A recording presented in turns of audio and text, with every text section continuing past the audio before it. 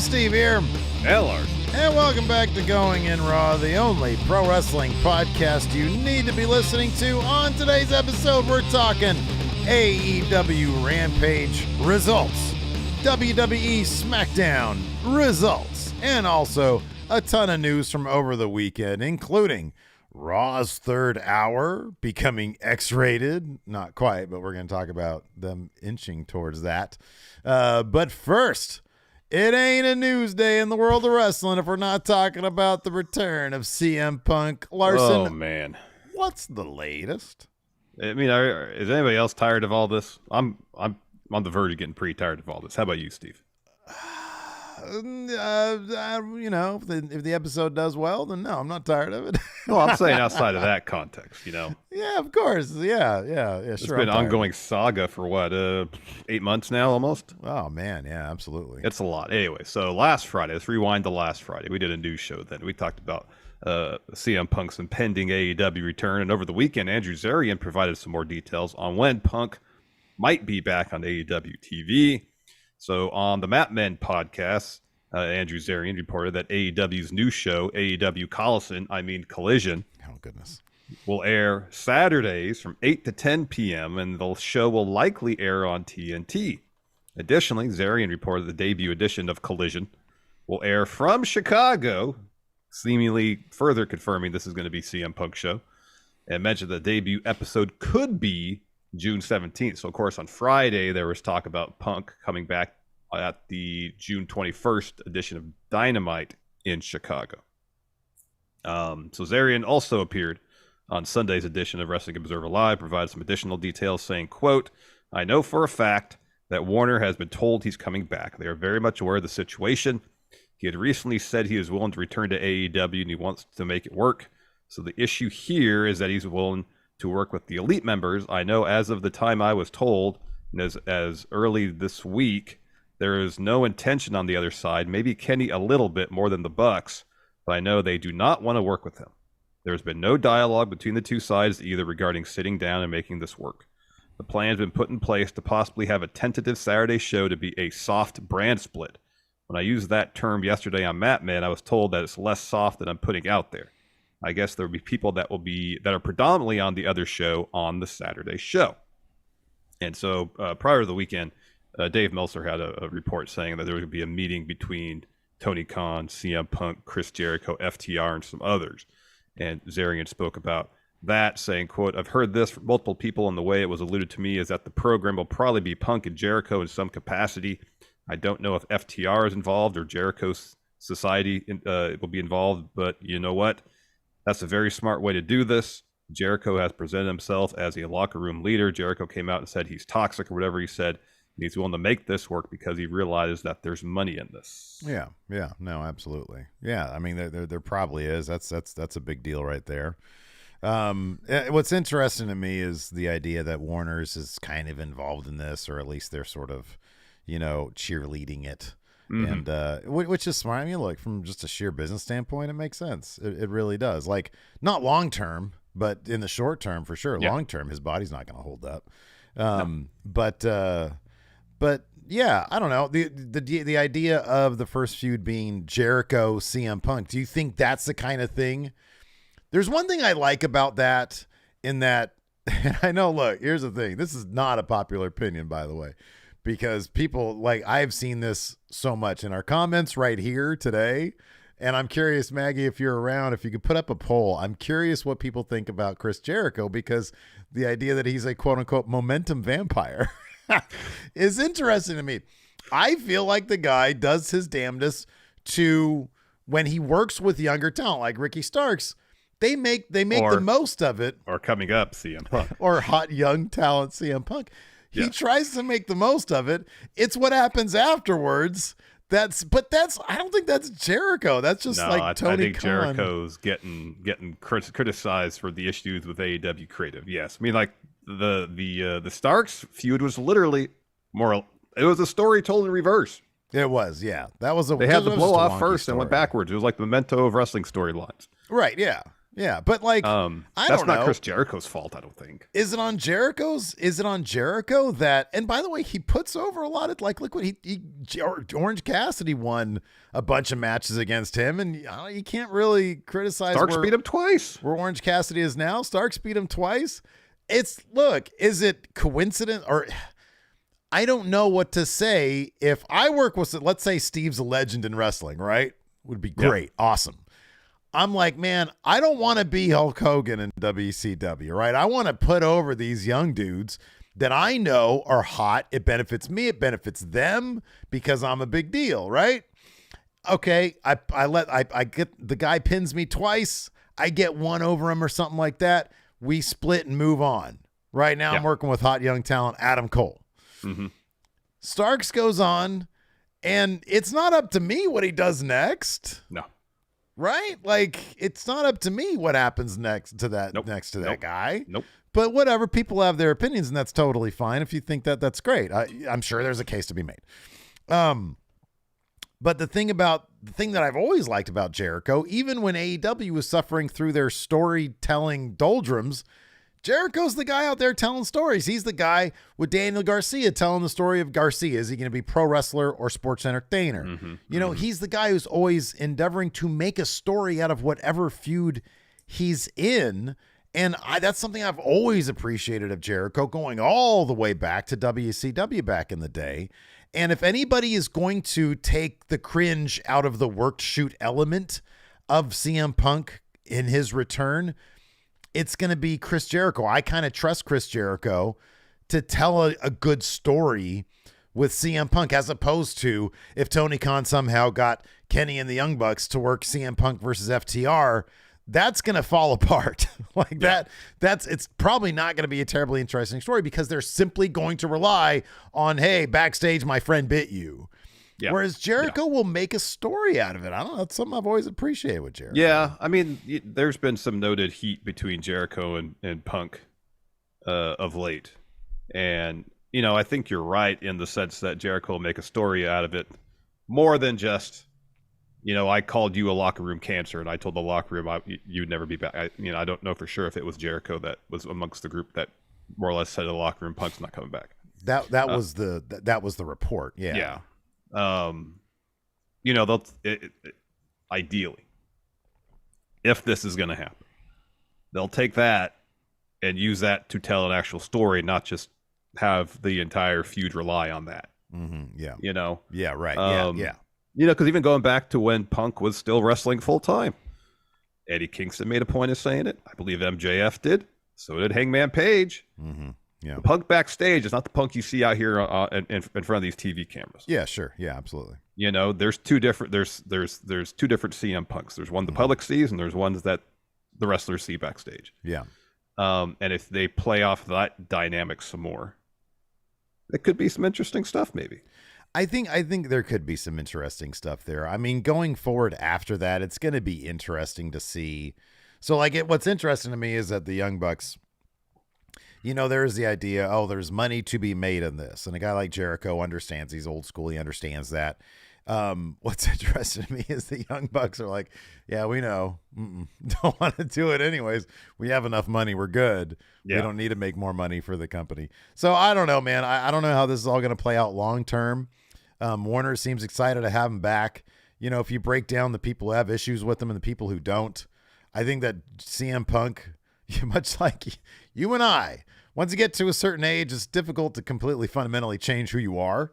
And fundamentally who he is a guy who seemingly is a bit divisive when it comes to, people who work with him and enjoy working with him. But he's got people, he's got fans in AEW in the locker room. He's got people who apparently aren't so huge on him. And if they can manage, they do have a large roster. They do. If they can find a way to keep everybody happy, then more power to them. It's gonna help our business, and it'll help AEW's business. And as far as I'm concerned, that helps the entire wrestling business. It's interesting. It's gonna be an interesting dynamic to see how these two shows are booked. Who's on each show to start? How much crossover there is between how soft this split roster is going to be. People can go to the Saturday show, do a couple stories, go back to Wednesday, and then people doing some stories on Wednesday go back to Saturday. Is it going to be like that, or is it going to be more or less how WWE does it, which is, for the most part, you got two distinct rosters. I'll say historically speaking, because of late there's been a lot more crossover. Yeah, sure. Two distinct rosters with very minimal crossover. Obviously, at pay-per-views, everybody's going to be in the building. You like to think for 5 shows a year, everybody could comport themselves as professional and no issues will arise from it. Yeah. But yeah, it's gonna be different. It's gonna be weird. I mean, I'm not familiar with an instance where a brand has done a brand split to quell locker room issues. Yeah, right. Yeah. So it's gonna be interesting to see who starts off on AEW Collison and who remains on Dynamite. That means that once the show is officially announced, we get to do another draft video on Friendo Club Wrestling, Steve. Booyah. Awesome. That's great. Love to see it. It will be interesting. And, when Zarian talks about, it's going to be a super, super duper soft split. It's just some people are going to predominantly be on the show. I wonder how that's going to work out. A 2-hour show it's a beast. Obviously the 3-hour Raw is a nightmare. Sometimes to watch, and I would think that it's a nightmare to book sometimes. But a 2-hour show, with Dynamite, that shit ain't easy either. And you need people in there who are going to tell actual stories with it. Because it's a lot of content. Yeah, it is. Especially if they keep Rampage on same time Friday night. That's going to seem somewhat superfluous if we got 2 hours on Saturday. Yeah. But again, if they can make it, it seems I'm trying to be an optimistic guy here. It seems like a recipe for, I'm not going to say disaster. That's a bit dramatic, but it does seem to be a recipe for what could be even worse than a disaster. And that's just mid, when you dilute your product so much, you might end up with a show on Saturday that's like, oh, there was 10 solid minutes there. And then the rest was matches just unmotivated by story, in which case, why am I bothering? And then it's 2 hours long. So, hopefully they'll find something interesting with it. Maybe they'll find a way to, they're not going to do that. I'm just saying maybe they'll find a different approach to storytelling that we're used to. But I thought maybe they would try something different with Ring of Honor, but it's just matches. Yeah. A lot of matches. They need to do it. Unfortunately, it's AEW Saturday Night. They needed to bring back the robotic, the futuristic robotic set. Yeah, from WCW Saturday Night. Yeah, the cheap fog machine there. Yeah, I know. And get the same quality of set design, so in high definition, it looks absolutely abysmal. Yeah, dude. Getting back to the Punk thing. I just don't want him to come out and be like, oh, we had drama backstage, and that's going to motivate this story. There's got to be something. Yeah, something to it. Yeah, there's got to be something more. There's got to be something more. If it's just that, where he's back and he's like, "Hey, everybody, I'm back! Hooray!" And Jericho comes out and says, "Not everybody here wants you back." Right, and then that's which it. which is half their stories they told with Punk and the whole Eddie Kingston story. Exactly. It's funny because somebody brought this up in our Twitch chat. Who is a sock says, I find it funny that Hangman started all this going off script, yet wasn't punished and seemed to be ignored by most of the people. Yeah, it was ignored because he went a whisper off script.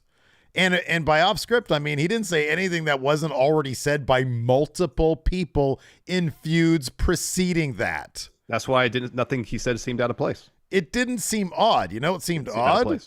The fucking all-out press scrum. What seemed odd was CM Punk stopping the promo he was doing to call out Hangman Page, right, and challenge him to a match right then and there, and then saying the apology should be as loud in public as a disrespect, and then continuing on with the promo he was delivering. The thing about Page, if he went off script, unless you knew it was happening backstage, you didn't notice it at all. When Punk went off script, it was obvious because it was awkward as shit. Right, yeah. It was weird, and I was like, why are they doing this right now? I mean, look, regardless of what you say, it sort of boils down to Tony Khan needs to run a tighter ship, Yeah. So I don't know. There's such a weird, like, what about Hangman Page? I barely knew what was happening there. With Punk, it was like, what is happening? This is bizarre.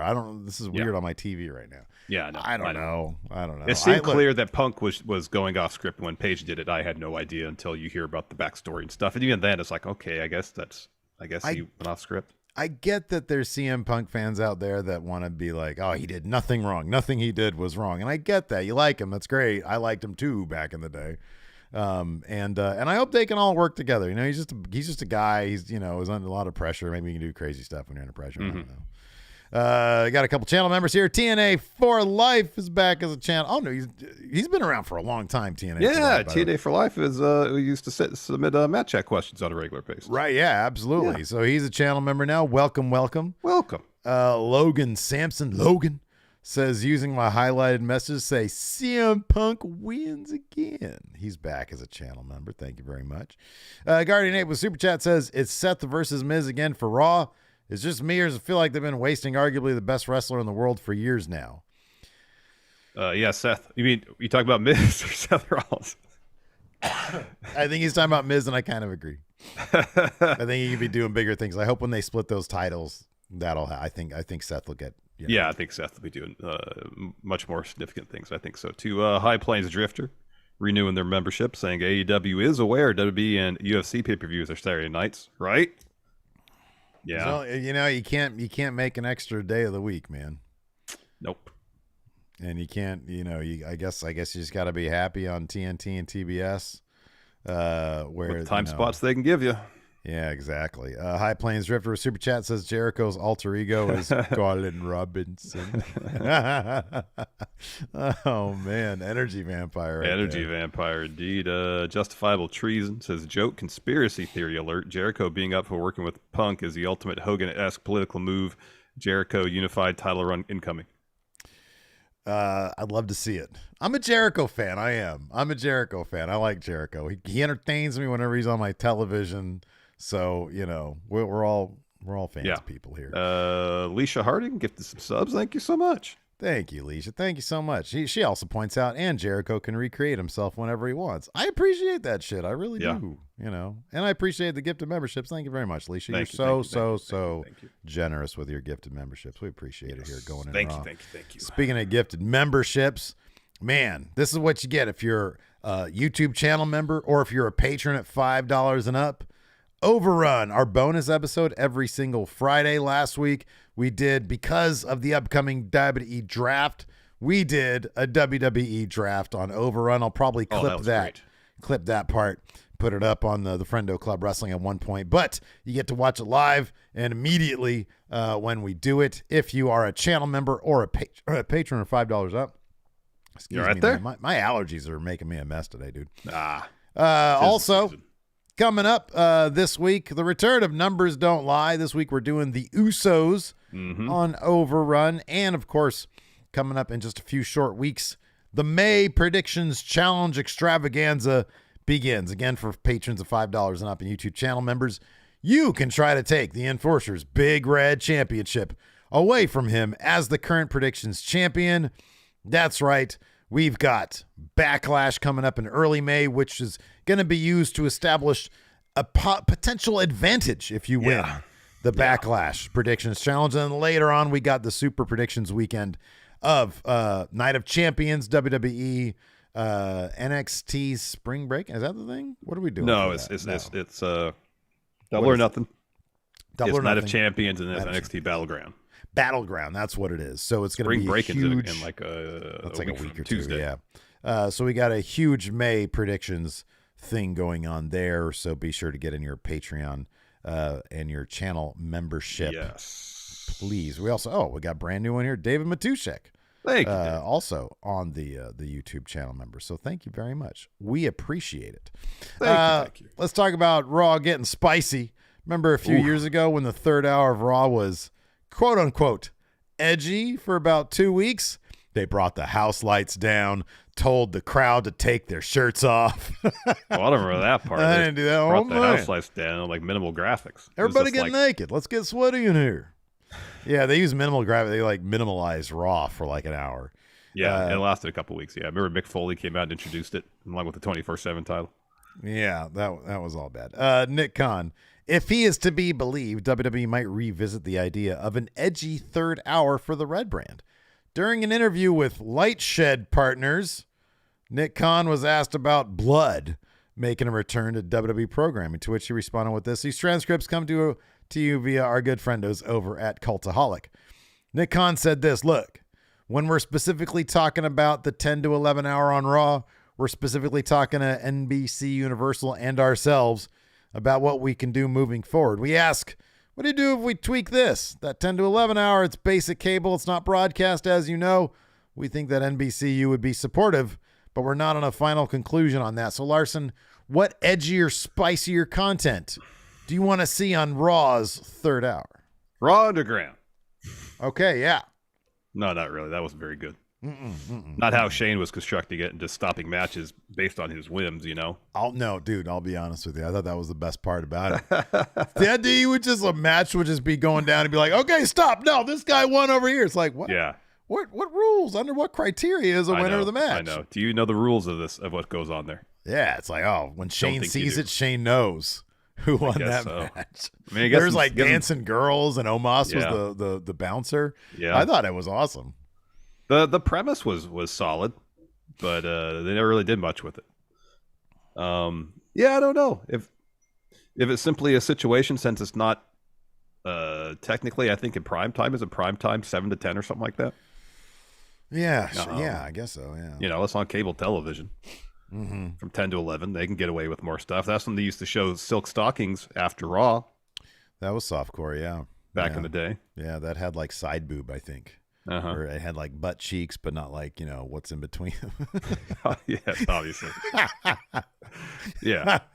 You know, like NYPD Blue in 1992 is spicier than the shit we see on Raw, dude. Yeah, I know. Like, you know, see Sipowitz's butt cheeks, but again, not what's between them. Not what's between them, no. You got some Sipowitz side boob. That I don't think you could put on even basic cable, no. I don't think you're allowed to show the brown hole on basic cable, man. Oh boy. Yeah, Dark Tank Luch has got Real Sex on HBO. I used to mark out when HBO's Real Sex would come on when I was like a teenager or whatever, like a young teenager. But then it was all ugly people having sex. It was like, oh, let's join this nudist colony. I'm like, God, these people all look like potatoes. This is disgusting. Gosh, it really was real sex, man. It's real. Real sex is pretty ugly, dude. I don't want to see Mr. and Miss Potato Head fucking. That's disgusting. Why'd you turn it over to Red Shoe Diaries then? Oh, because that was on Showtime. We never had Showtime. We barely had HBO. We barely had that. Yeah. I thought maybe you used to like X-Files. Maybe you watch Red Shoe Diaries because David Duchovny's on there too. Oh, Mulder's great, but I don't want to see his rod. That's nasty. Well, it's pay cable. They don't show that. Then he did that show Californication where it was all him and his rod, man. I don't need to see that. I don't need to see Mulder's organ. That's disgusting. Like I gotta separate. I don't want to see Worf having sex. I just want to see him having cool space adventures. Oh, all right. You know, that's too much. That Klingon sex is too much. Anyways, getting back to it.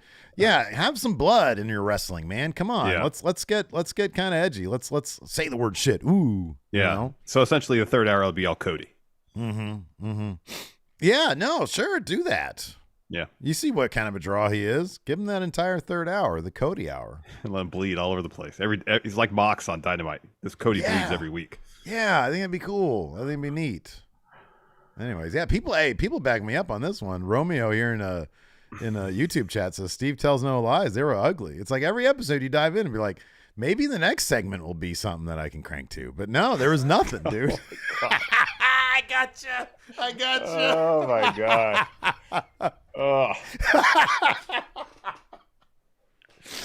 So you're sitting there like, I'm ready to go, but then it's like it never happens, and then it ends, and then it's real sports. I can't crank to Bob Costas.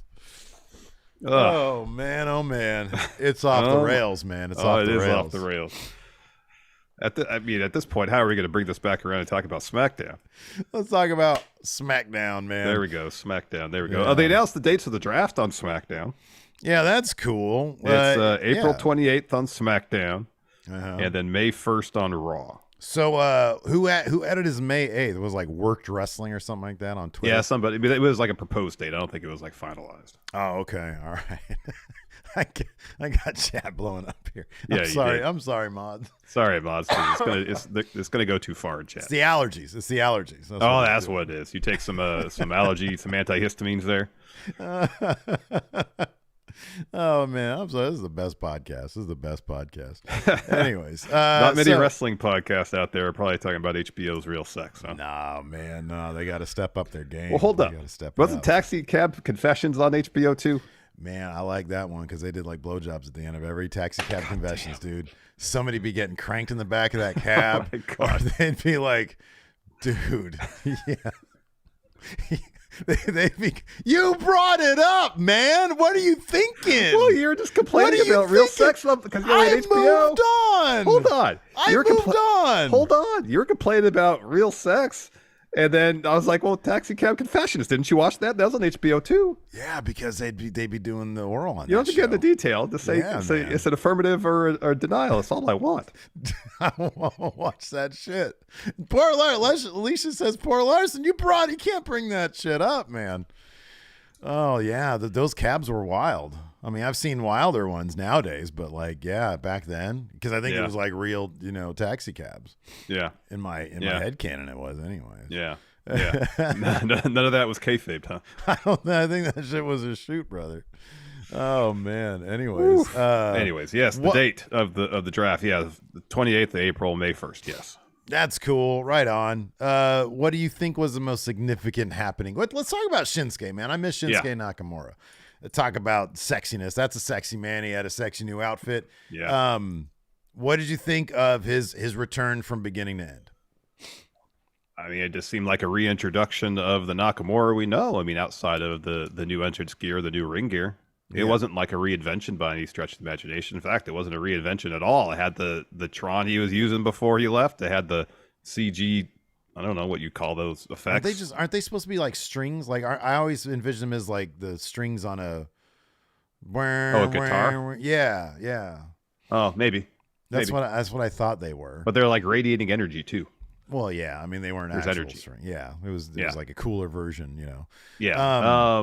He beat Madcap Moss pretty quickly. So, yeah. And then Karrion Kross kind of called him out. So, yeah. And then Madcap tried to get some more shit in. And yeah, that was foolish of Moss. He's a dummy. No, I thought, there was a little bit of a difference. I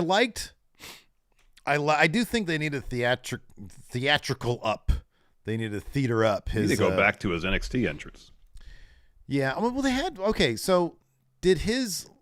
Last time we saw him on main roster, did his entrance music still have the down? I don't think so. They brought that back. Okay. And all the dun, dun, dun, dun, dun, dun, dun, dun, dun, they brought that back, and that was cool. And then did they do the strobe lights They did the strobe lights this time. Oh, all right, yeah. All right. And so he comes out, and his actual entrance, I kind of like that it was dumbed down a little bit. Like they just had it was just him shrouded in kind of darkness. And I thought they could theater that up, put some red lights on him or something, make that different. I was disappointed that, and this is all silly stuff, but the Tron was the same. And like you said, the energy beams were kind of the same. I thought they could have done a visual rebrand in that respect, but he had the cool cloak on and that was a bit different. And he had, his ring gear was a little bit different and they gave him a win. Look, the bottom line is this, all things being equal now, if we don't get Shinsuke Nakamura versus Gunther in a meaty ass feud, then they're doing it wrong. But I kind of feel like that's the intention right now. He did a digital interview where he talked about wanting to go after gold. I don't think he specified what he wants to go after, but you got Gunther and Shinsuke on the same brand. I don't think they've ever had a match, if I'm not mistaken. If they had, it wasn't a proper feud. Yeah. I mean, it seems like Gunther's going to have a feud with Xavier Woods coming up here in the short term. So maybe after that, Nakamura, maybe Nakamura is going to go after Roman. That's kind of unfinished business for him, going back to when Boogs got hurt at WrestleMania against the Usos. Okay, chat's correct me. They fought on SmackDown, but this iteration of Gunther, since like Nakamura has been gone for a while yeah. Gunther has had this killer run that he's on. And under, Triple H, I know Vince is up at the top, but under Triple H, these two being in a feud where they're given 20 minutes to put on like just a killer match, Gunther now and a sort of a reinvigorated Shinsuke, I think that's the thing. Like, you got to go to that well, right? Yeah, I think so. I would think so. Yeah, whether they do that before or after. I mean, Nakamura makes sense for a feud with Roman, especially if it's a situation where Roman's going to have the title till WrestleMania 40. Oh, yeah. You need to have good, relatively protracted feuds with Roman because you got a year of feuds to fill before WrestleMania 40. And if that's when Cody takes it, maybe, or if they finally convince The Rock to show up at WrestleMania, that's when they have that match. I don't know. Yeah. But if the plan is for Roman to hold that belt for a whole nother year, at least the Universal title, you got to line up some challengers for him. Yeah, absolutely. So apparently they fought 8 months ago. It was an Intercontinental Championship defense. That's fine. Okay. All right. Well, you know what? If they consider this as sort of a redo for Shinsuke, then maybe the intensity level will be up a little bit. Is my point. Yeah, and actually, just not have a one-off match. Have an actual feud. Yeah, right. Exactly. Story, stuff happening. Let's talk about this. So we are getting a undisputed tag title rematch in 2 weeks. I believe the night of the draft. And when Heyman came out prior to the main event and announced it, he made it crystal clear to Paul Heyman. And at first I was like, wait, weren't they supposed to respond to that? No, they didn't see Heyman saying, Roman is losing patience with the two of you. And he said it and they weren't paying attention to him when he said it, but he was clearly staring daggers at them. And meanwhile, they were just locked on to Zayn and Owens. And you see them and they're like, you guys aren't even seeing this, are you? Yeah. He barely contained his smirk when he sees Heyman do that. I know. Yeah. But here's the interesting thing, though. It's like if that was Roman's genuine sentiments, why would Heyman give Sammy and Kevin that ammunition when Sammy is already going after Jay, especially about essentially Solo, Roman, and Roman can't wait to turn on you? Why would Heyman feed that to them unless there's some subterfuge being involved? Maybe the arrogance of Roman Reigns. That's not my problem. If they don't deal with this, they're going to be out. Whether or not Sammy knows, Kevin Owens knows, evidently Heyman's cool with the entire world knowing that the Usos, who seem to be the only guys not clued in, are on thin ice with the tribal chief, and they're going to find themselves on the outside looking in. I thought that moment was really, really well done. Might there be some subterfuge? Perhaps. But I think in my mind, it's more likely that Roman is losing patience with them. They kind of humiliated the Bloodline night one of WrestleMania by losing those tag titles. And the problem's not solved. The problem's arguably gotten worse because now Sammy and Kevin Owens are the tag champions. How do you see that tag title rematch, which Heyman is billing as the biggest tag title match on SmackDown in history? How do you see that going down? I wouldn't be surprised if Solo helps the Usos get those titles back, mostly because Sammy and Kevin Owens don't do the Saudi Arabia shows. That's a possibility, yeah. So it might be a situation where the Usos get him back because of Solo, at least through Night of Champions. And then maybe what's the pay-per-view after that? Money in the Bank. Maybe Sammy and Kevin get him back there, or another episode of SmackDown. Is it possible that the match on SmackDown? Look, there are plenty of titles. If you on Night of Champions do the undisputed do Roman's title, U.S.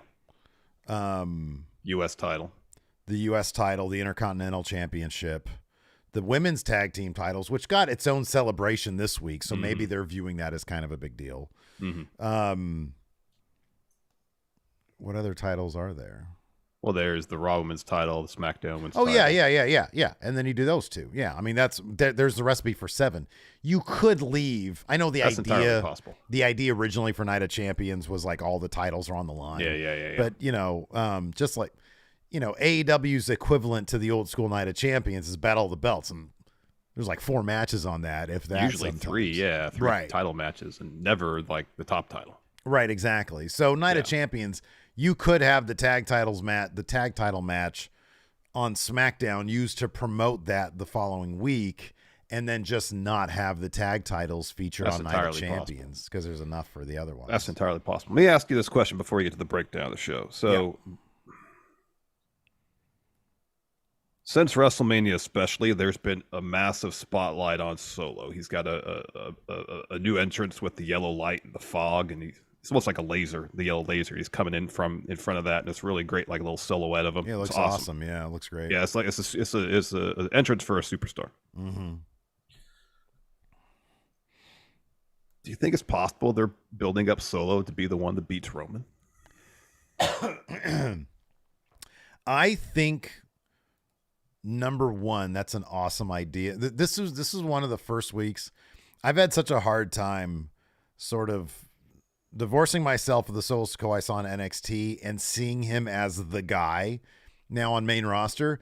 This week was a big step. They had him beat Riddle basically clean. Riddle's not a chump, or at least traditionally he hasn't really been booked as a chump in WWE. They had him beat him basically clean. Mm-hmm. Also, when he stopped Heyman dead in his tracks talking backstage, and he said, "Tell the tribal chief," whatever he said. I got this. Yeah, I got this. Thank you. Yeah, I got this. I thought that was cool. I was like, "Oh shit, that's really cool." You know what's cool is after he won, he's walking up the ramp and he's talking in Samoan. Yeah. That was awesome. I think he's really coming into his own, and you love to see that transformation. Mm-hmm. Yeah, no, I was kind of thinking, and I don't know when it's going to be, man, but you can see Solo within 5 years, and I'm saying 5 years because WrestleMania main events are rarefied air. Yeah. So within 5 years, I could see him in that spot. Oh, yeah. You know? Whether or not they're building him up, I think that there's like potential. I think that they see the sky as the limit with Solo. But as with everybody, I don't think they even know right now who it's going to be. Possible. I think you got Seth, you got Cody. Solo's a definite possibility. I think there's a number of people that they're positioning in to a year from now or whenever it's going to be the guy to take those titles off. Mm-hmm. Especially if they split the titles. There's no need for Roman to be there a lot. I mean, you saw it. They did that with Brock in 2017. A lot of people didn't like it. But the roster is so loaded up, and the fact that they are using their mid-card titles, or at least one of them, the Intercontinental Championship. Yeah. I know in theory they probably think that they're using the U.S. title in Austin Theory to a good use, but they're not. No. But that could change. That could change with the flip of a switch, you know. Oh, it definitely could. You know, and they're positioning Solo right now to be Roman's most trusted lieutenant. He's like the one guy he can count on to deliver. Yeah. Unless he's wrestling Cody. Otherwise, it's like, you want Solo to do something, bang, done. Mm-hmm. Yeah, right. Yeah. You know, he's lost one match. Yeah. And imagine if Solo is that trusted by Roman, only for Solo turn his back on Roman. Again, betrayal for Roman. Yeah. It's like the seed of all of this, you know? Mm-hmm. It's that festering wound inside Roman, betrayal that drives him to do what he does. Yeah.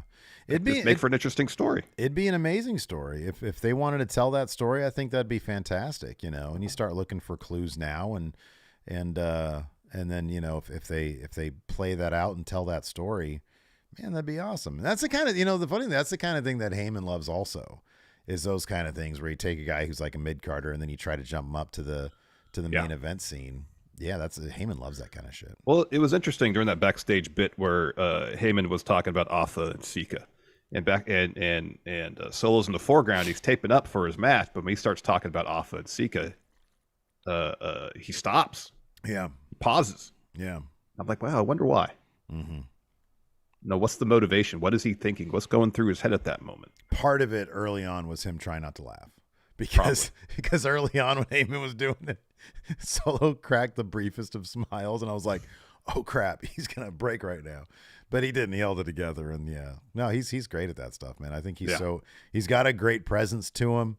It's gonna be so interesting to see 5 years from now when Dominic Mysterio and Solo Sikoa are main eventing WrestleMania.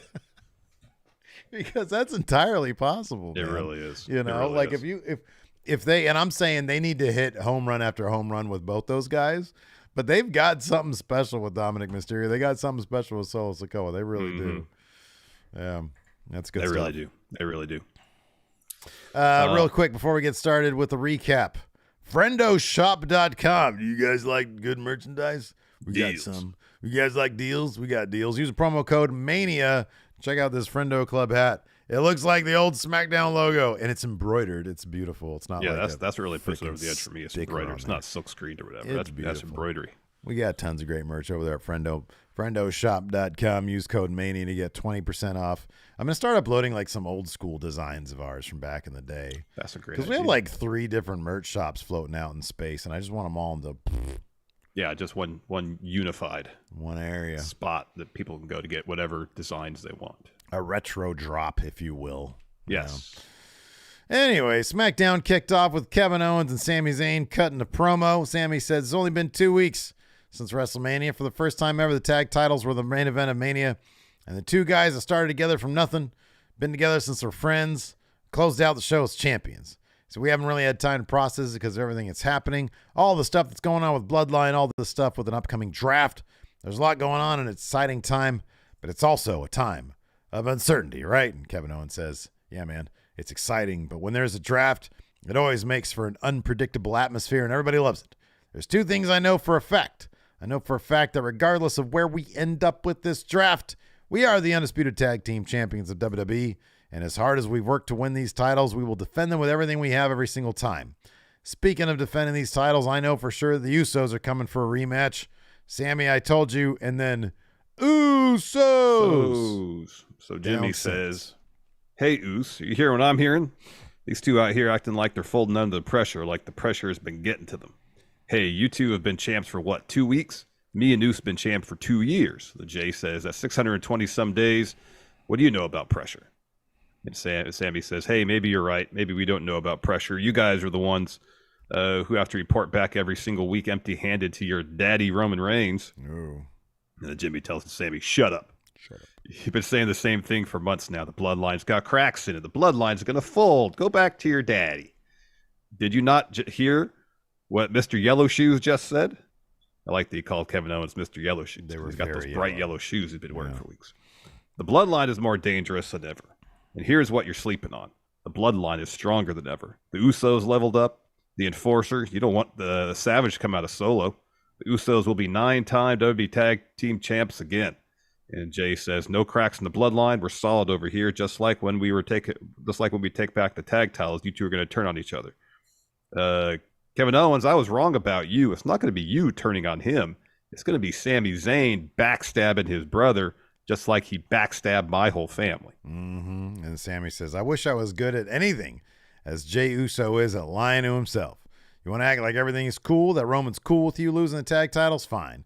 You want to act like there's no cracks in the bloodline? Fine. You want to act like Solo wasn't ready to drop you last week? Fine. You want to keep ignoring everything I'm saying, even though because you know it's true? That's fine too. I can already tell. It doesn't matter what I say because I don't think you guys came out here just to talk, did you? And Jay says, you know what? We didn't. And Owens clear the Usos out of the ring. Solo looks for a spike on Riddle. Riddle counters with a pair of knees, looks for a floating bro, but the Usos pull Solo out of the ring. He will hit that spike a little bit later, though. Oh, he will, yes. So then we're backstage. Adam Pearce is talking to a referee. Says, go find Riddle, find Solo, let them know they're the main event 101 tonight. We get Xavier Woods and LA Knight cutting Matt Chat promos in advance of their match. What was that? I don't know. Like, I get, hey, you and I, we always talk about change up the presentation a little bit. But, getting on a dusty iPhone 8 and dropping a promo where your voice is echoing in your, empty office is kind of not the way. That's not really what I was thinking. Yeah. But I guess kudos for something different. This is, maybe they're trying to make it feel more real because it was, stuff they probably posted on Twitter or whatever. They just kind of intercut. Well, yeah, they had like their Twitter handles there. So I assume that was the situation. They should have done A, vertical video, B, while you're leaving like the grocery store, and C, where it's really windy. So it's like, hey, Xavier. Yeah. if you really want to be real about it, if you want to be, you know, Dogma 95 with it. Yeah. That's what you or got to do, man. if one of them's in a room and you hear their smoke alarm beeping in the background. Something like that. I got no 9 volts. Yeah. Yeah. Anyways, we had that match next. Xavier Woods versus LA Knight. Really fun bout. Another L for LA Knight, though. So he's looking for a roll-up with a handful of tights. The ref sees it, says, you can't do that. Won't count the pin. So LA Knight gets up and argues with, I think it's Jessica Carr, argues with her. And then Woods rolls up LA Knight. And then he gets the handful of tights when the ref ain't looking to get the win. Yeah. Yep.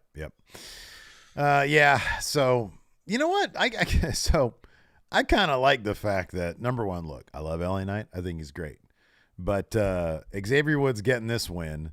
And then immediately, you know, we get a little thing about the draft. Immediately, he goes up and he checks Gunther and all of Imperium.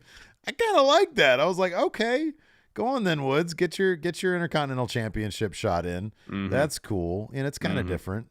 Yeah. I don't know. Maybe you should do like a little solo run real quick. Kofi's he's going to be out for a little while, isn't he? A little bit. He had an ankle injury of some sort. That's right. Yeah. And I think it's going to need, if I'm mistaken, he got surgery on it, I think. It looked like it, yeah. I think so. So that's cool. I love Xavier Woods, man. Oh, I do too. Yeah, I liked great. when he won King of the Ring, and they kind of ruined that a little bit. So yeah, that'll be a good match. He'll bring it to Gunther. Oh yeah, absolutely. LA Knight's really young. He'll get his, man. He'll get his. Yeah, he's got plenty. He's got plenty of career left ahead of him. 39 is nothing these days. No. He doesn't look a day over 29, honestly. Yeah. Well, you know, maybe a couple days. So then we had Imperium backstage, and Gunther's talking in German, I believe, to Vinny Vinci and Kaiser. I heard him say "jetzt," which means now. Oh, okay. There you go.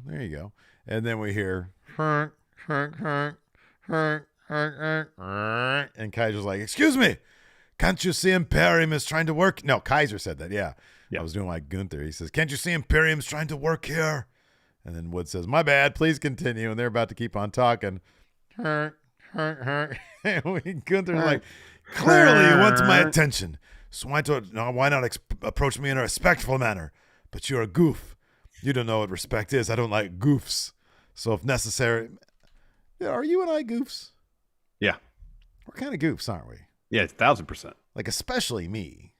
Like, you're, I think, less goof than I am, but I'm like full Not on. by much. Yeah, you think so? Yeah, you're like a low-key goof, huh? Yeah. It's like at first you see him, it's like, oh, who's that guy? Like, you know, dude who's going to be a professor or something? Nah, he's a wrestling podcaster. I'm a professor of goof. Of goof. He's a guy who's going to bring up taxi cab confessions in a conversation. He says, "Don't like goofs. So if necessary, you and me will step on the mat. Going to beat the respect into you." And Woods is like, "Now you're talking, because you've been Intercontinental Champion for a long time. And me, I've never even had a shot to win that thing. So considering the draft is coming up soon, and I have no idea where I'm ending up, I feel like I'm beyond ready to step in the ring with you so I can take that title back to my place." Yeah. Then we get a recap of Solo taking Riddle out of action from last December. And we get Riddle backstage, and Sami Zayn's kind of giving him a cautionary tale.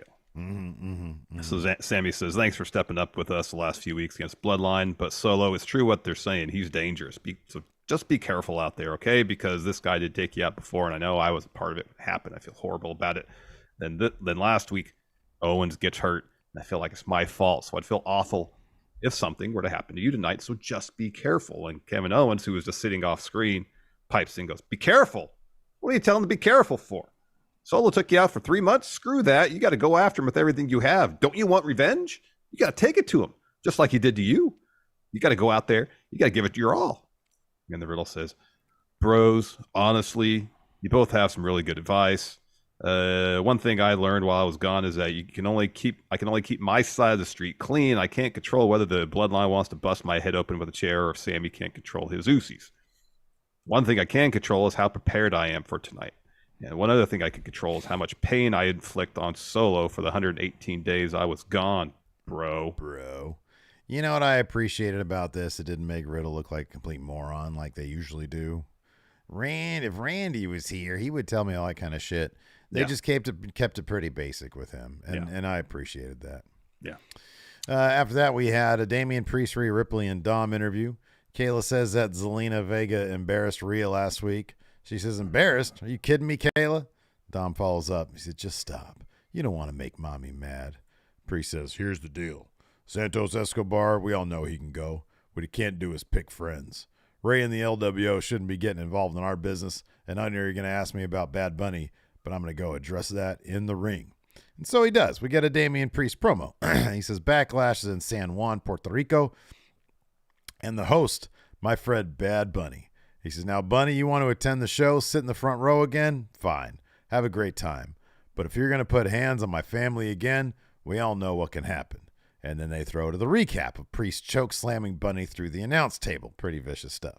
Mm-hmm. Back to Priest. He says, I know that was bad, but I need you all to see that again. Can we see it in slow motion, please, in the truck? Obliges. They put it in slow motion. And then the LWO music hits, which is just Legado del Fantasma music. Yeah. Which, now that I think about it, did the LWO have their own music back in the day? Or do they just roll out to whoever's theme it was? I don't remember them having music of their own. I don't recall. Maybe somebody in chat can clue us in on that. Anyways, I'm glad that they kept Legato's music because it's kind of awesome. Zelina Vega walks to the ramp. Rhea goes after her. Legato lay out Priest and Dom from behind. Smackdown rolls on. And we've got that match. Damian Priest versus Santos Escobar. Thanks to some Judgment Day shenanigans, Priest hits South of Heaven on Santos to get the win here. Afterwards, Priest dumps Santos to the floor, clears off an announce table because he's going to give him the Bad Bunny treatment. Ray's music hits. He flies in from the timekeeper area, takes out Priest, gets in the ring. Him and Dom exchange strikes. Ray runs Dom into the ropes, looks for a 619, but Priest pulls Dom out of the ring before that can happen.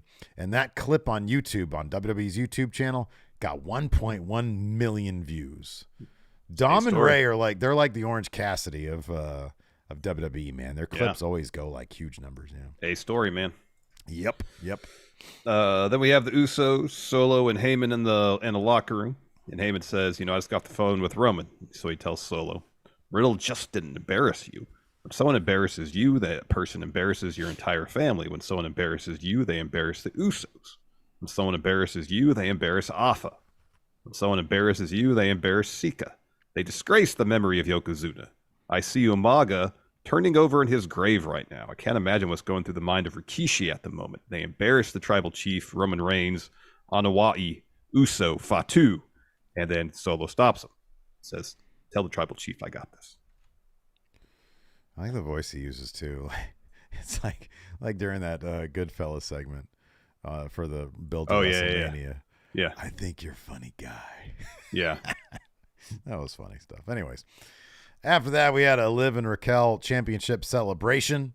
I like that they're giving this type of segment to the women's tag titles. Makes it feel a bit more important. Liv and Raquel don't really have much chemistry when it comes to being characters in the ring, but I like their chemistry as like in the ring, like doing the moves and stuff. So yeah, maybe putting them in a feud with two performers who have a lot of chemistry, in Sonya and Chelsea. I was about to say, you counter to bring that. something out. Because they got, why? It's because I think Sonya and Chelsea, they got the thing. They got a thing that they are. They know who their characters are. Liv and Raquel have always felt they're kind of been like a bit of a mess in terms of like, who are they? But it's like you got what do they call them? The complaint committee or something like that? Yeah. Complaint department? The complaint department, whatever it is. They got really good chemistry, and Sonya and Chelsea, man, they're just, god dang, they're just really good characters, Sonya's always killed it. Yep. Complaints department, yeah. Yeah. So, excuse me, Liv and Raquel come in the ring. Samantha Irvin introduces them as new tag champs. A bunch of pyro goes off. They got in the mic. Liv says, we're so happy and proud to be standing here, you new tag champs. And Raquel says, and we brought the hardware home to SmackDown. She said, I'd like to thank Liv for sacrificing her body so frequently so I can use her as my own personal weapon. We make the perfect combo of chaos and power. So Liv says, thank you so much. I always let you throw me into people. When we started this journey together, I never knew this is where we'd end up. So it's another reminder that incredible things happen when you least expect it. Besides, we're still feeling out our vibe, still learning to work together. But if we're this good this quick, just imagine. And then interrupted by Sonya and Chelsea. That's right. So Sonya says, sorry to interrupt, but listening to you is making me feel dumber and dumber by the minute. So first things first, when we grace you with our presence, you shut your mouth, sit down, and show us some respect. Thank you. Secondly, I'm here to address the elephant in the room. How are you two the tag champs when you didn't beat the two tag champs? Or are we to believe that Lita got miraculously beat up right before your match? Trish filled in, and now it just counts. So is that making any sense to you? Maybe it was somebody from upper management that maybe overlooked it. And Chelsea says, you know who it was? It was that P-Brain, Adam Pearce. But while we're here, why don't we discuss the way we've been treated in this company? The fact that we're being overlooked for this mediocre tag team. Sonya, true or false? The only difference between these two and everyone else in this building are those tag titles. Sonya says, true. Chelsea continues. Where's our celebration? Where's our pyro? Where's our tag team title opportunity? Says, do you know who we are? And Liv says, we know who you are. But after we talk to Adam, I think you're going to be our next challengers. And then Liv and Raquel go after Sonya and Chelsea. Liv goes for Oblivion on Sonya, but Chelsea pulls her out of the ring. Yep. Then we got Nakamura making his return, taking on Madcap Moss before that match happened. We got her backstage, and Emma tells Madcap. Nakamura's already made his interest by this point. And everybody's singing along to his theme because it's fantastic. Yeah. So Emma tells Madcap, they should be cheering for you out there. Mm-hmm. Shinsuke doesn't even compare to you. He's never won the Andre Battle Royal, but you have. He doesn't have your looks. He doesn't have your strength. Shinsuke has nothing on you. We need this. Tonight, you're going to go out there and prove why you're going to be a top pick in this year's draft. And Moss just goes, all right, let's do it. Woo! And then makes his entrance, and he makes like a window frame. Yeah, right. I was going to bring that up. Kicks it. So he's just an imaginary. Is that what it was? A window frame? That's what I thought. He did this. He traced a rectangle and then kicked through the rectangle. What else? Is that his idea of like the glass ceiling that he's going to kick through? Well, wouldn't he do this? Yeah, I know. But if he did this, then he had to like kick upwards, and that's hard. It's really goofy. I think we could both agree on. Yeah. I don't know if we can agree on what this is because I'll be honest. I don't know what this is. That's what I thought. Yeah. No, it's a good guess. Or like a TV. He's going to kick through the television into your living room? Maybe it's just any sort of barrier keeping him from his success. Maybe it's like a wall and he's kicking through it Kool-Aid Man style. But like metaphorically, he's creating it. So maybe he's the problem. He's his own worst enemy. I think we've thought more about this than he has. Seemingly. We're like, Moss, what is that thing you're making? Oh, I don't know. It's just a thing. It's just a square. Okay. Square. And I kick through the square. Why square? Yeah. I don't know. A rectangle's a rectangle. Why a rectangle, not a square? I don't know. What about a circle? I got to go to the Trapezoid. gym. Guys. I got to go to the gym. Why is he still Madcap, too? Yeah, it doesn't make any sense. It's not very Madcap. It should be Riddick. But okay, people are saying it's a video game reference? Luis here says it's a reference to Mad Maggie and Apex Legends. All right, are you guys just screwing with us right now? Maybe I don't know. I don't know anything about video games. Yeah, I don't know anything about that anymore. Anyways, Nakamura gets the win here pretty quickly.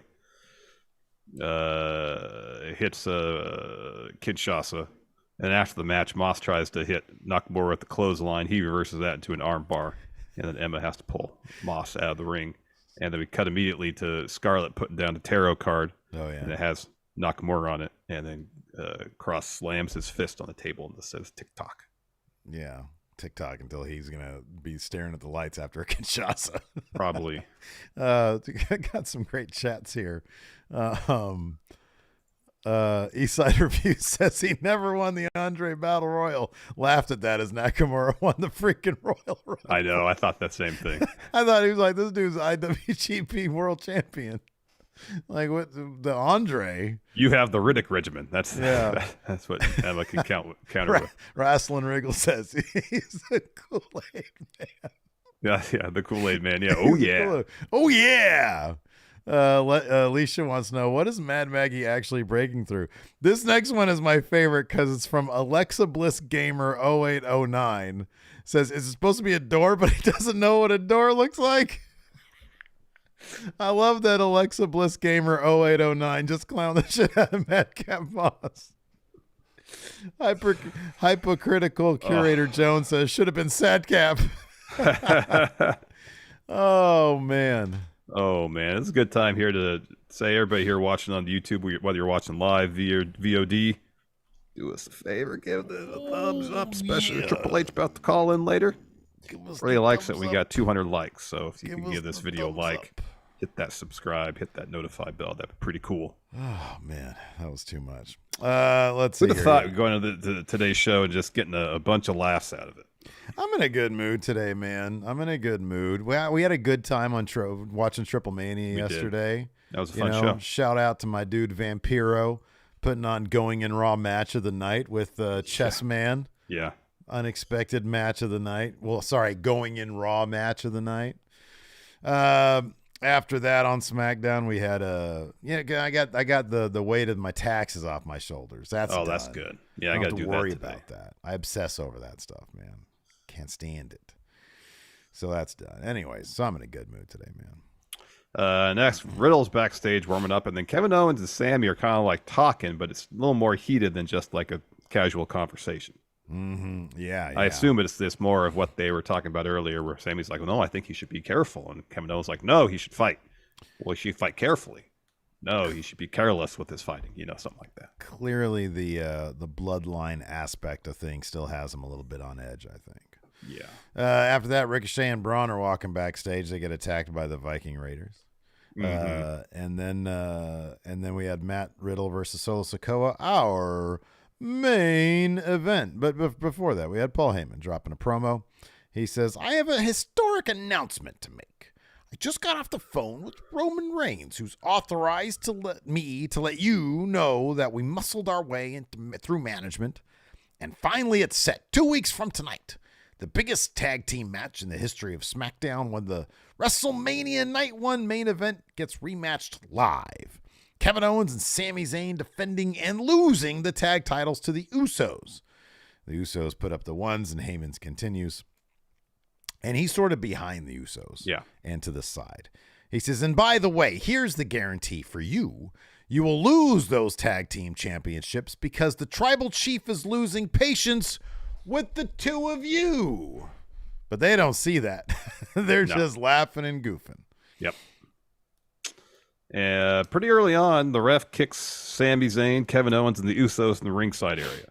Mm-hmm. And apparently that is a toothless ruling, because we've seen a couple times in the last couple weeks where someone's kicked from the ringside area and just comes on back. Yeah. Because it happened later here, where both teams come back to ringside. They get in a massive brawl. And then Matt Riddle takes out the Usos with a springboard corkscrew splash, goes to the top rope, leaps right into a kick from Solo. Solo follows with a Samoan spike to get the win. Afterwards, Solo dumps Riddle out to the floor, hits Riddle with the Uranagi on the announce table, and then dumps the table on top of him. Mm-hmm, mm-hmm. So then Kevin Owens and Sammy run around to where he's at, Riddle's at, takes the table off, and then Usos join Solo in the ring as the show goes off the air. Mm-hmm. Yeah. I like the visual of him dumping the table on him, even if it was like there was plenty of space under there because of how it was positioned. Yeah. But no, I thought that was good stuff. Let's see here. Oh, it's cool, bro. Says Moss was drawing a TV to watch HBO. No. Was he excited about the change to Max? Do you think Moss is going to be Max? Get ad free or ultimate ad free? Which one is Moss going to get? I think just ad free for now. Yeah. I think ad free. I don't know the differences. Do you know what the difference is? Isn't it commercials? Well, there's ad free, so you think that'd be no commercials. But then there's ultimate ad free too. Maybe ultimate ad free has taxi cab confessions. Don't get me started, man, because then you yell at me. Don't get me started on that. Oh man. Maybe ultimate ad free is because now if you watch a show on HBO Max, they have like a little ad for like their podcast before it. Oh yeah. Maybe it's none of that stuff. Maybe there's usually they have like the ad new episodes on a certain day here, and then the little 15-second little card for the podcast. Oh, Fudgy says 4K streaming is the difference, so it's not the ad aspect of it. Oh, all right. I don't need 4K. No, I have a 10-year-old plasma TV. I don't need that. Yeah, mine. It's like I can't tell the difference. I've seen shit in 4K on my TV. I can't tell the difference. I am caught up on Succession, by the way. Oh yeah, and we You can't watched talk last about night's. the spoiler stuff, but like, holy crap, that episode, the Connor's wedding one, a master class. It really is. It really was. Like, did you watch the little behind the scenes thing they did afterwards? No, but I should. So I guess what they did, this isn't spoiler territory for anybody. They were talking about it. They shot all the individual segments, and then they did the whole thing on the boat in one take, once, like a 27-minute long scene. I did not notice that there wasn't a cut. Oh my God. I didn't notice there wasn't a cut. Because now I'm remembering that Kendall walked to Shiv to, get her, and that was all in one take, wasn't it? Yeah. They said they used both. They ended up using most of that one take, yeah. Bro. That's nuts. They were talking about how they had to set up, have places where they could hide film canisters. Because, you get 10 minutes for a roll of film. They shoot that shit on film?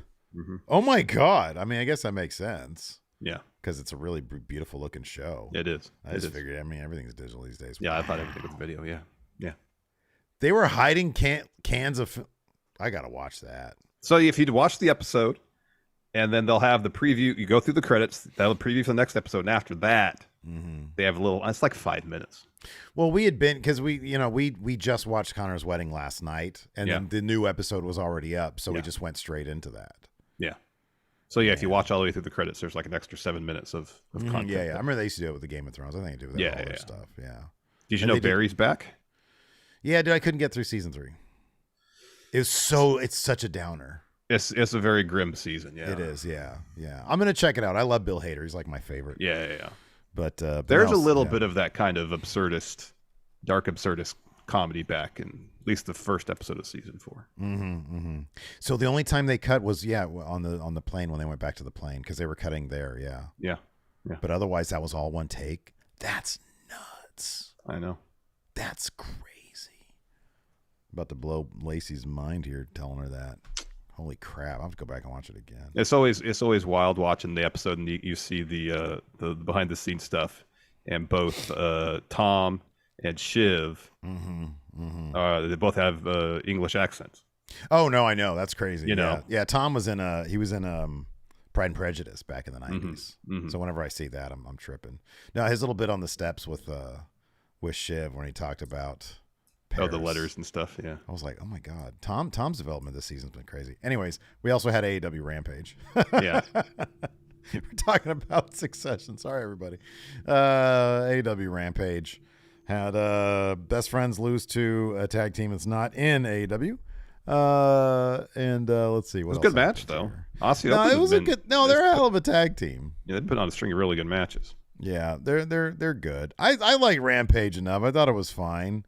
I mean, obviously the highlight was they don't have a faction name, but it's Lethal and Jeff Jarrett and Satnam Singh and Sanjay Dutt and Mark Briscoe, and how Mark Briscoe's like, you tricked me to join this faction. They're like, hey, you're here, you're a part of this. We got your shirt with your face on it.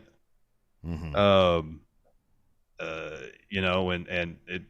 Sanjay's like, he's going out member by member. Yeah. Saying this is what this person has in common with you.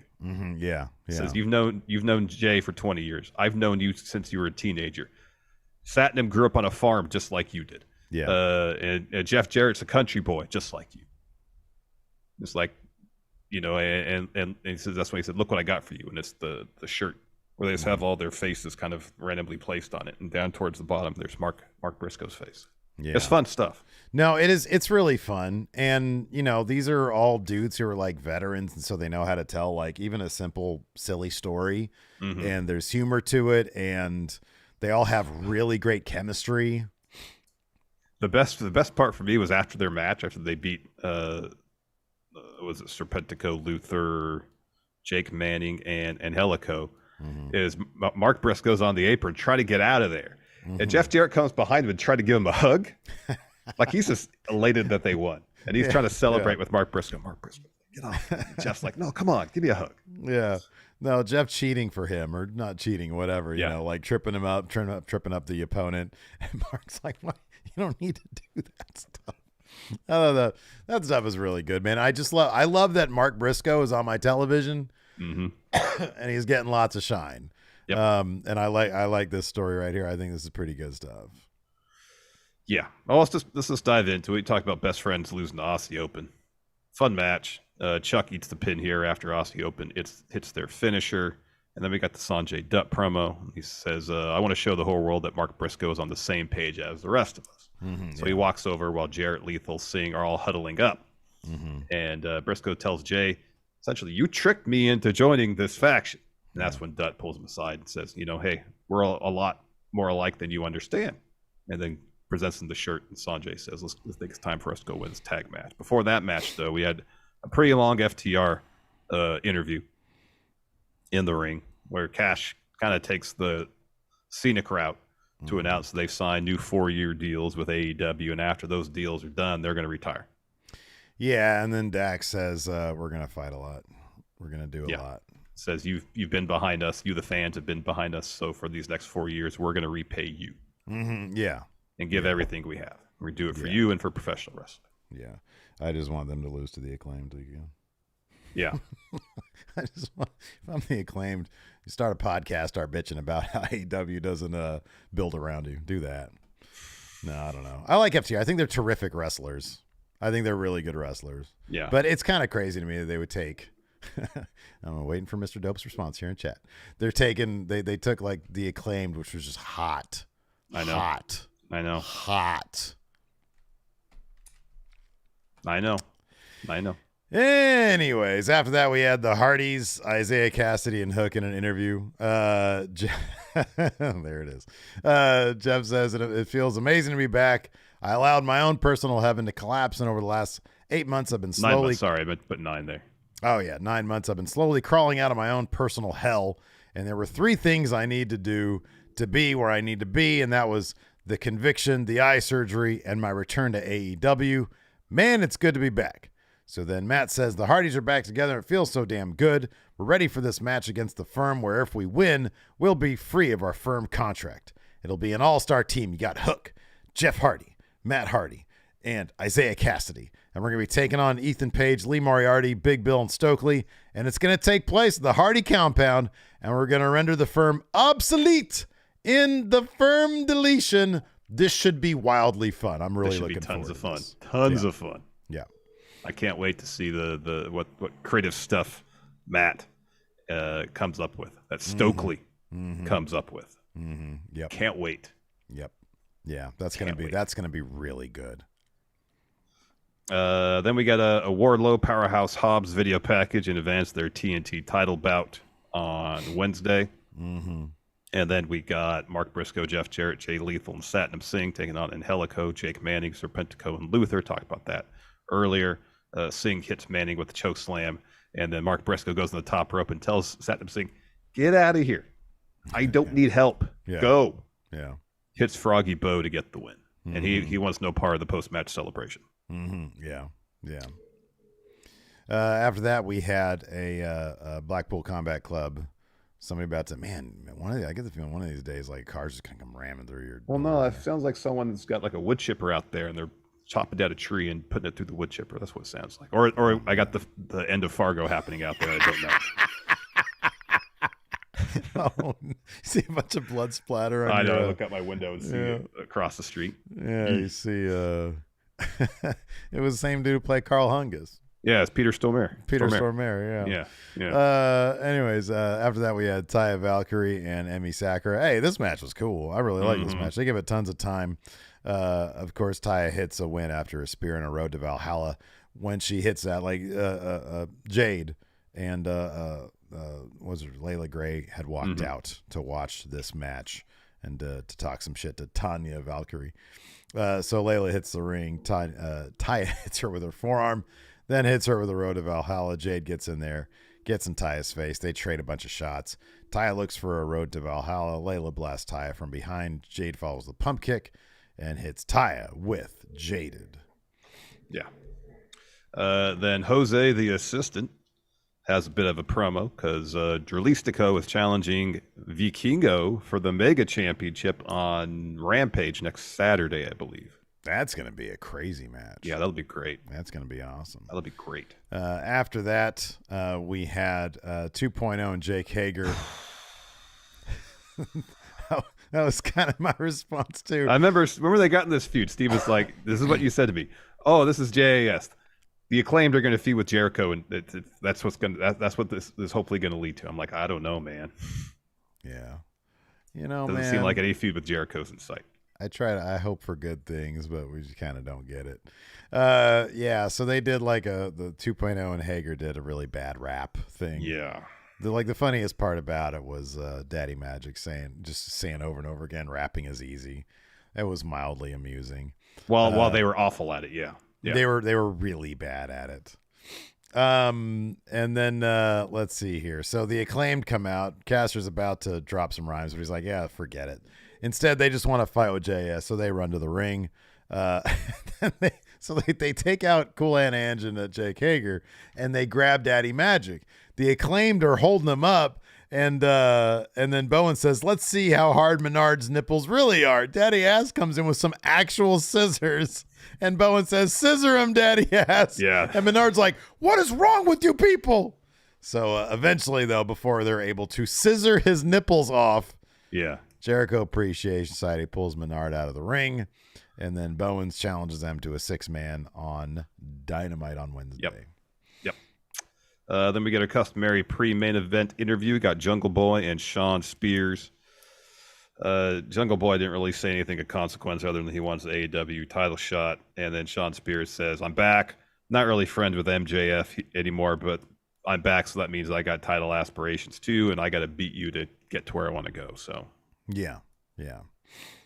But Jack Perry got the win here with a roll up. Yeah. Good to see Shawn Spears back, though. It is great to see Shawn Spears back. Yeah. Hopefully they'll utilize him a bit better. I hope so. I liked his stuff with MJF. I liked his stuff as the chairman. Yeah, I did too. Didn't have to be the center of attention, but he did his job. Yeah. All right, man. Let's answer some questions. We got a couple of question threads up on the Patreon and for YouTube channel members, because that's where we get our questions from. Let me hop on the YouTube here. Any blood out there? Any spatter? Not that I noticed, no. Watch out for that spatter. No screaming, no blood. So It was Buscemi's character. He did that too, right? Yeah. He was just talking hella shit, and he put him in the wood chipper, yeah. Oh, yeah, it was rough. Let's see here. First up, we've got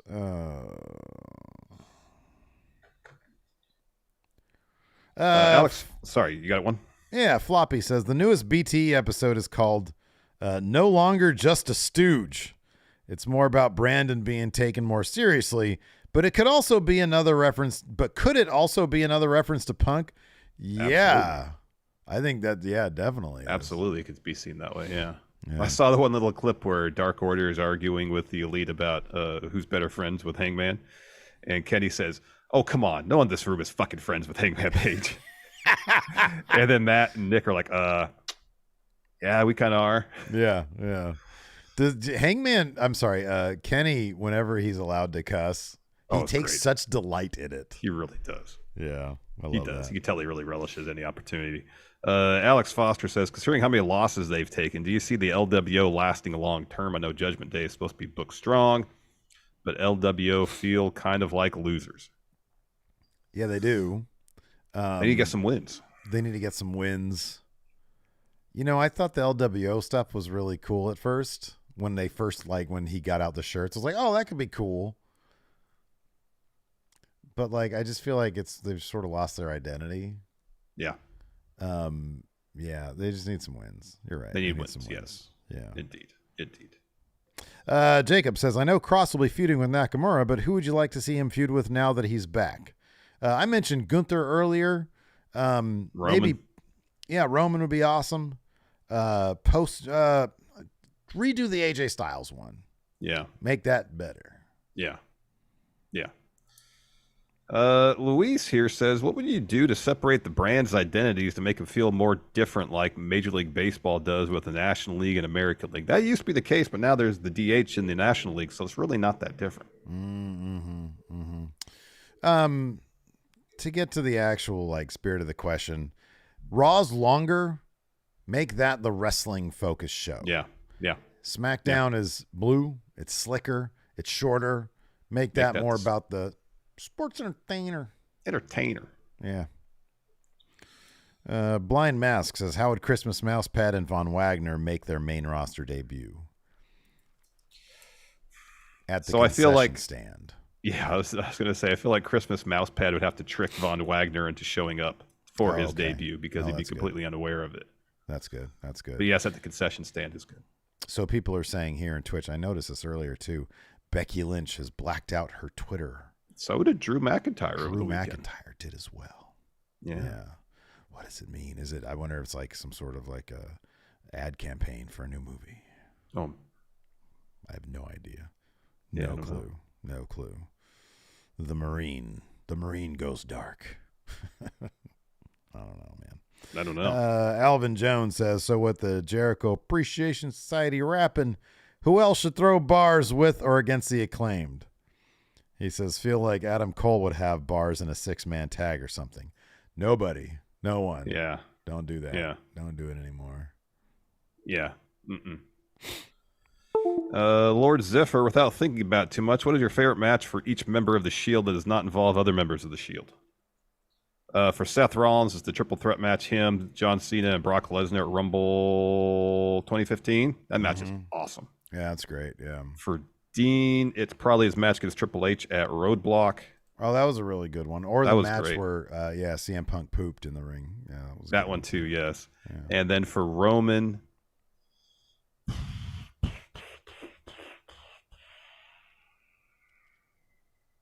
man, that was tougher.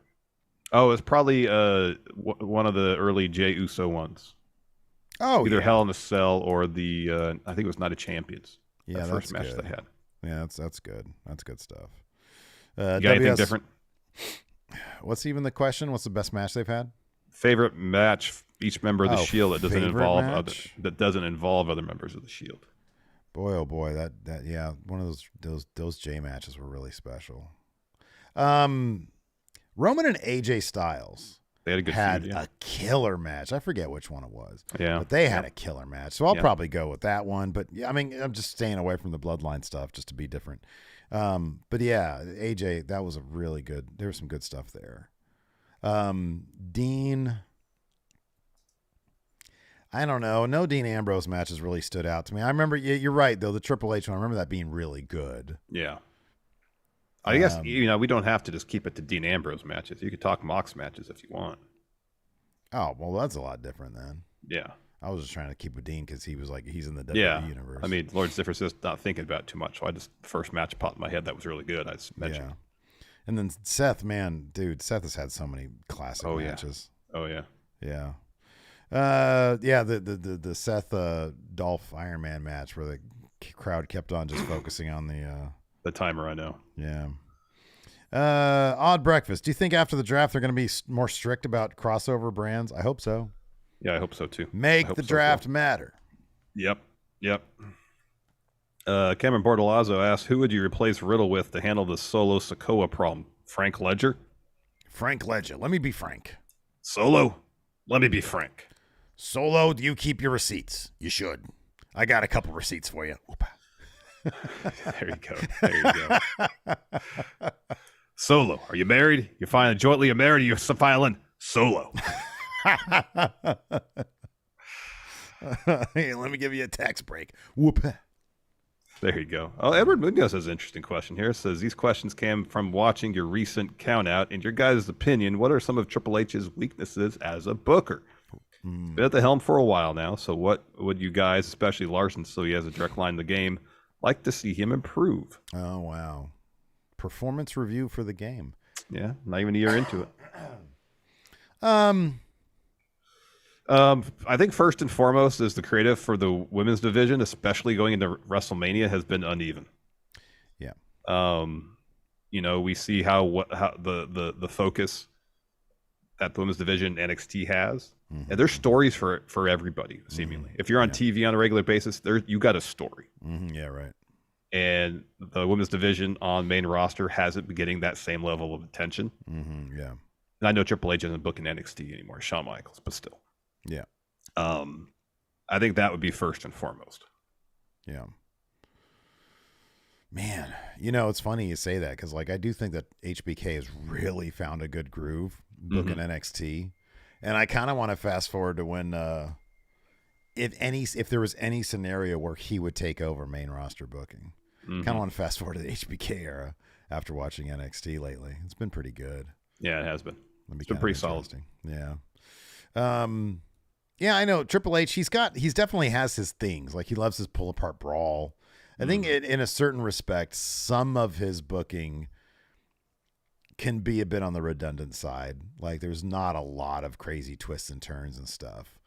But you know, the Bloodline team, they can't write everything, I guess. Yeah.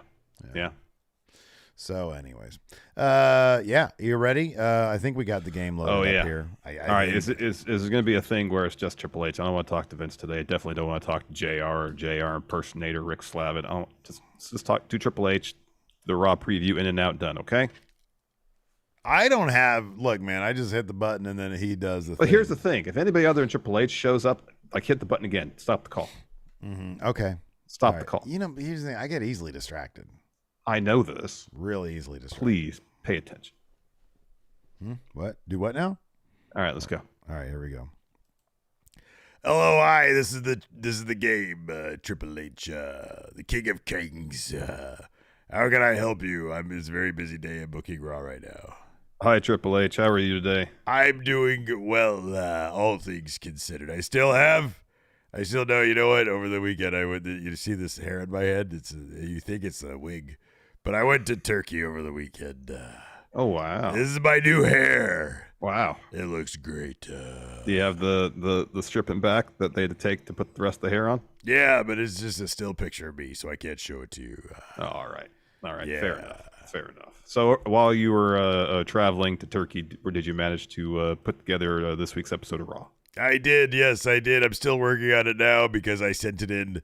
I sent it in to Dad late last night, and just like right now, he's like sending me notes. So I'm trying to fix some things around. But right now, it looks like Brock Lesnar is set to return to Raw tonight. Should be a big deal. Him and Cody, they're gonna have a big match. You know, I hear people on the internet. I find it funny that they want Cody to have more adversity. Even though he went through Stardust, he had to leave the company. He formed a whole other company. Came back. He had a torn pec. He had a match with Gunther in the Royal Rumble. I can list off adversity after adversity. I don't think he needed it anymore. But yet you're doing the story of Cody facing more adversity. So if you don't think he needs more adversity, why are you booking that story? I think it was necessary. I'll be honest with you. I had Cody win at WrestleMania, but then Dad stepped in. Oh, yeah. That's what it was. Yeah, that's right. Truth revealed, truth exposed here. And going in Raw, so Brock Lesnar's going to come back tonight. If that's not enough adversity for you, I don't know what to tell you. Cody's going to squash him and Backlash, and that's all the adversity you need. Then he wins. Well, I don't know if a squash match is necessarily, unless Brock wins in a squash, is necessarily going to help Cody's story. In his soul. Something, Brock Lesnar. Trish Stratus is going to explain her betrayal of Becky Lynch. She's going to drop a "You People" promo. She's going to say, "You people made me do it. I came back. And y'all loved Lita. You didn't want Trish. And then they won the tag titles without me. And then I could do Yeah. Yeah. That's how it's going to go. Yeah, that's how it's going to go. All right. And then also Bobby Lashley and Austin Theory are going to throw hands. That means they're going to fight one last time. Are we going to see Bronson Reed get involved in this one? Don't spoil it for the people. Yeah, it's fairly obvious. Yeah, it is fairly obvious. Yes. And then, so you can listen to this. Dream match never happened. Never happened before. Never seen this match before. Seth freaking Rollins takes on The Miz. Oh, yeah. First time ever, huh? First time ever. Never seen it before. Going to give them 25 solid minutes. Never see it again. Oh, gosh. They're trying to get their 5 stars from Dave. Is it going to be preceded by a 10-minute Miz TV, too? It's going to be, yeah, that's right. It's going to be like a whole 45-minute segment. Oh, my God. With Miz and Rollins, and you don't even get any Maurice because Maurice makes everything better. That's true. Don't get any of that. No, just The Miz and Seth Rollins. But you know what? At least I'm not going to do the thing that Dad did on Monday After Mania, where Seth Rollins comes out, doesn't say anything, just people start doing a song, and then he leaves again. Can I ask you a question, Triple H? Question number 1, yes. What's this about Raw's third hour maybe getting a bit edgier? What do you have in mind with that? Full penetration. You remember that show, Taxi Cab Convention, for somebody to get a blowy in the back of the cab at the end of every episode? And we're going to end every episode of Raw with a blowy in the back of a cab. Gosh. That's right. We're going to show it. We're going to show the organ. We're going to show that. All of it. Might show a booby. I don't know. Yeah, that's right. Full Horty Raw. I mean, the episode is the show is called Raw. Yeah. So of course we're gonna show blowies in the cab. Of course we're gonna do that. Yep. All right. Yeah. Might show a little. We might show a little bit of specimen too. Yeah, we're gonna show a little bit. Goodness. I just paying attention to that. Where were you taking that conversation, man? What is it with you and Taxi Cab Confessions today? He brought it up, not me. You got to be bringing up the blowy stuff, man. You got to stop doing that, Larson. I asked about the edgy third hour Raw. And he went on the thing about Taxi Cab Confessions. Just because I called you anti-horny doesn't mean you can now try to overcompensate and bring up the blowies and the cabs, man. I didn't bring it up. Sounds like you maybe did. You weren't paying attention. I didn't bring it up. Well, you're right about that. Stop lecturing me. I'm gonna lecture Stop you. it. Got my pen. I'm gonna point this at you because No, I'm I can point my pen right back at you. No, I got my pen. You put yours down first. Put it down first. We'll talk to you guys later. I'm gonna put it with the end with the ballpoint on there. I've unsheathed.